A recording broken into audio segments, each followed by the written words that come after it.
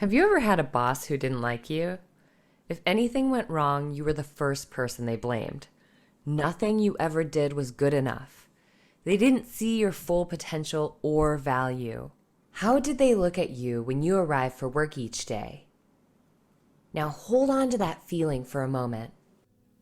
Now let's compare it to having a good boss. These people are eager to support you to meet your full potential. A good boss is excited to see you, and that relationship makes you want to come to work each day and give it your best. They make you feel psychologically safe when something goes wrong and partners with you to make a situation better. Now hold on to that feeling for a moment. Hi, my name is Dr. Angela Alexander, and I'm a doctor of audiology.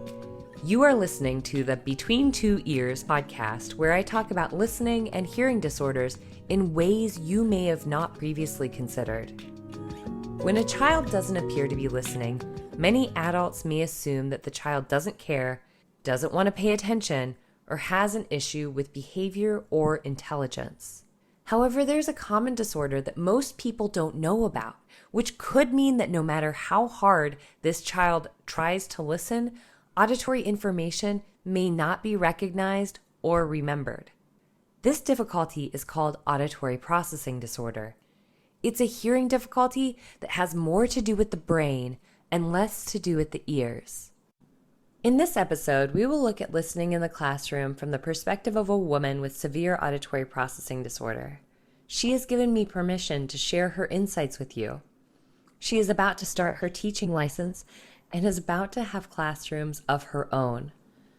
At the end of this episode, I'll give a specific plan on helping children listen better in school and offer straightforward, low-cost suggestions that can be implemented in any classroom immediately.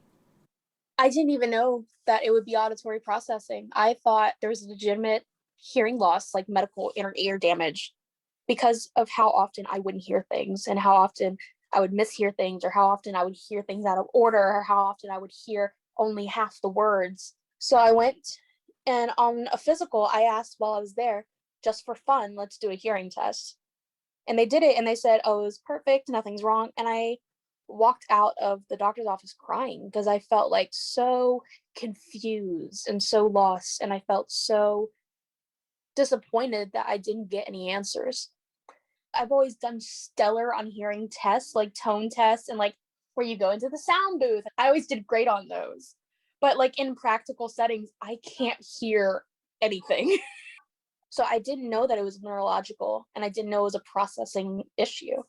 Experts agree that 5 to 15% of the population likely struggle with this to the point where it affects their day-to-day lives. That means that in a classroom with 30 children, 1 to 5 likely experience APD. What does it look like? See if any of these characteristics remind you of someone. Number 1, they need things to be repeated and often say, huh? Or what? I have been a serial lyric killer since I was young. Oh my gosh, one of my mom's favorite things of all time. I heard a Beyonce song and I thought it was saying, oh, the scenery, oh, the scenery. And I was 11 thinking it was oh, the scenery. And she's like, what the hell are you saying? Number 2, they have trouble remembering instructions. When I was in second grade, I had this teacher who didn't like me since the first day of school. And the second day of school, I came home crying, and my mom was like, what's wrong? What's going on? And because we had gotten this agenda and I never had one before and I didn't know the rules. And we were supposed to bring it home and have our parents sign it every day. And I forgot because she just said it once at the beginning of the day, and then I got home and I didn't remember. Number 3, they struggle to hear in background noise. I find restaurants are one of the hardest places to be, just because there's the noise of dishes clattering when they get bussed. There's the noise of people coming in and out of the kitchen, people of the door on the bell, sound of people talking, sound of menus rustling, and sound of people walking back and forth. So restaurants are definitely, I think, top 3 hardest places to hear. Number 4, some even have difficulties learning to read and spell. These are just a few of the main reasons children are referred for testing. When I see these kids for an evaluation, many of them look like the world is swirling around them. They look lost. Some might say they look blank or daydreaming, and others might confuse this for shyness. Some children may struggle with auditory processing difficulties from birth. Others may acquire it over time after multiple ear infections, traumatic brain injury, or alongside any type of neurodivergence such as autism, ADHD, or dyslexia. We have tests that can identify children with auditory skill deficits from 3.5 years of age. A researcher has found ways to test this neurologically at birth, and early intervention is the way of the future. The best news is that auditory processing disorder is treatable. While hearing loss and APD are not the same things, the things that help people with processing problems will also be helpful for kids who have hearing loss. It is also possible for a person to have hearing loss and processing difficulties. And so I came home crying next day from school, and she's like, "What's wrong?" And I was like, "She's gonna make me sit in the back of the room by myself, and I'm not gonna have any friends." And she got like really angry, and she actually like yelled at me in front of the whole class over it, which was really embarrassing. And that whole year, she just kept isolating me more and more. Looking back on that now, it's like, how could you bully a kid like that? She got mad at how quickly I picked up like the ASL version of America the Beautiful that we were doing. And it was like, I couldn't win with her. Like, I kept showing how smart I was and like how much I liked learning and how much I liked school. And she kept beating it down every time I tried to show her that. So, what's the best way to help kids listen better in school? I'm going to provide 2 different lists. One is a list for parents, and another is a list for teachers. First, if you're a parent, step 1, we need to make sure your child's auditory system is working effectively. We need to get a diagnostic hearing test by a pediatric audiologist. Step 2, if the hearing test doesn't fully explain what you're noticing, go to apdsupport.com, that's A as in Apple, P as in Paul, D as in Delta, support.com, to check out our online searchable map, because only specialized audiologists can diagnose APD, and there are only about 400 of these listed worldwide. A lot of people might believe that the next step might be to tell the child to advocate for themselves. Speak up if you didn't hear something correctly. But how many adults do you know who can do this effectively? All right, maybe let's ask you. When was the last time you had a miscommunication? Maybe someone asked you a question and you didn't hear it. Did you ask the person to repeat the question? Or did you just answer what you thought you had heard? It's interesting sometimes when we expect more from children than we expect from ourselves. While it seems like the key here in helping a child hear better in school would be within the child, it is more likely that we need to give them support as teachers, parents, and coaches to ensure that they have the best chance to understand what we have to say.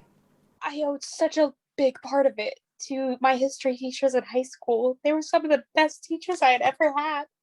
Whenever I had a problem or whenever I didn't understand anything, they went out of their way to like say it over and over and over again. And they gave me resources.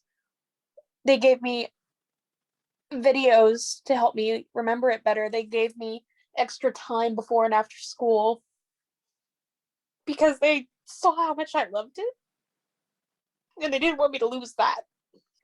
And I don't think a lot of people realize how much that extra energy means.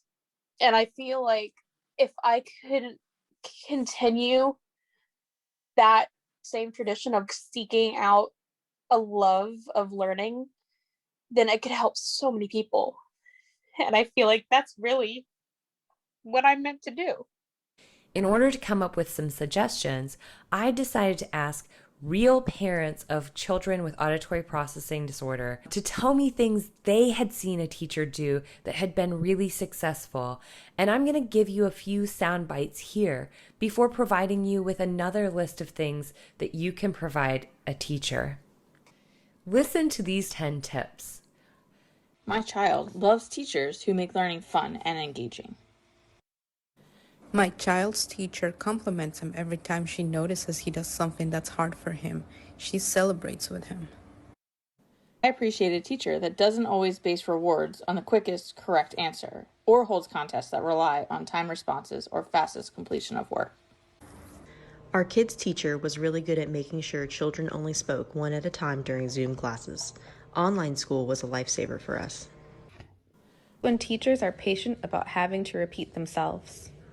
Give my kid a listening buddy in class where they don't get in trouble for talking if they need extra clarification on instructions. My child's teacher always turns on subtitles when they watch videos, and it's real helpful. When a teacher is aware of their rate of speech, it's easy for them to forget that what they are saying is new for children and to speak too quickly.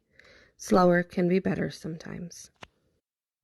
During in-person classes, the teacher was really good at noticing sources of noise in the classroom and making them quieter or removing them altogether. For example, she put little chair socks on each leg of the chairs so they didn't make noise when they were moved across the floor. And last but not least, I wish my kid's teacher understood that APD is a legitimate difficulty.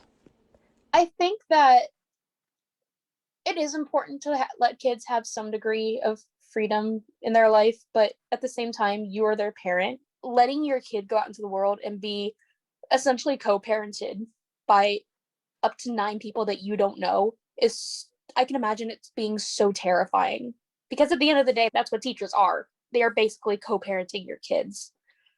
And so for those 9 hours a day, 5 days a week, when you're not with them, they are. And so you have to know who those people are.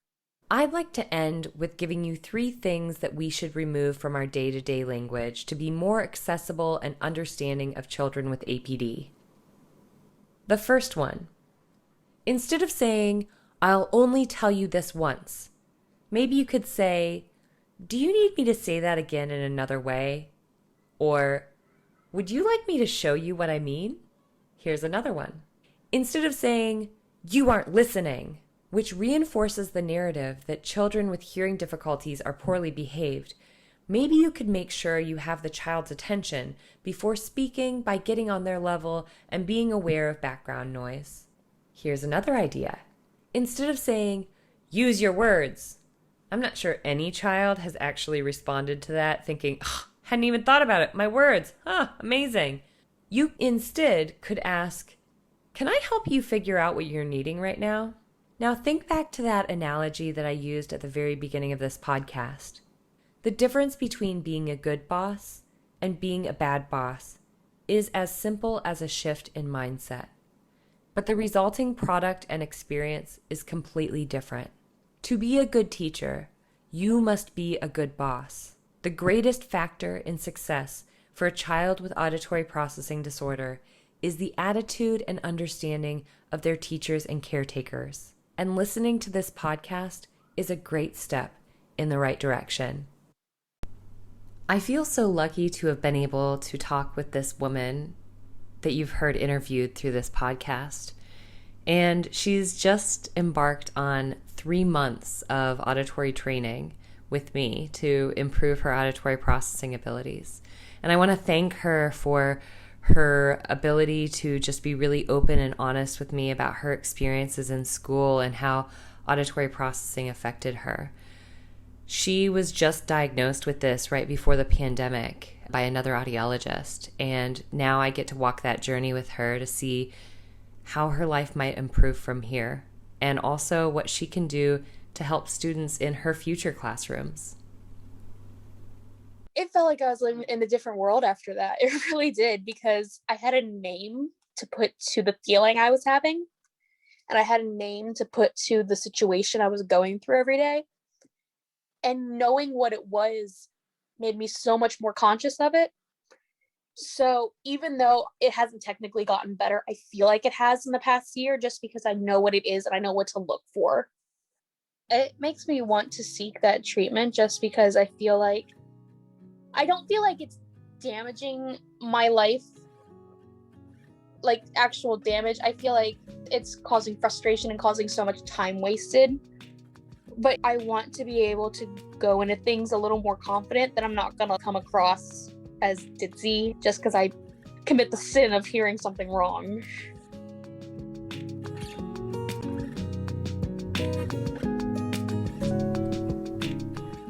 You've been listening to the Between Two Ears podcast with Dr. Angela Laux Alexander. To download lists of things you can do to support people with APD or to find a specialized professional in your area, head to the free resources link and APD map on our website, apdsupport.com. And as always, thanks for listening.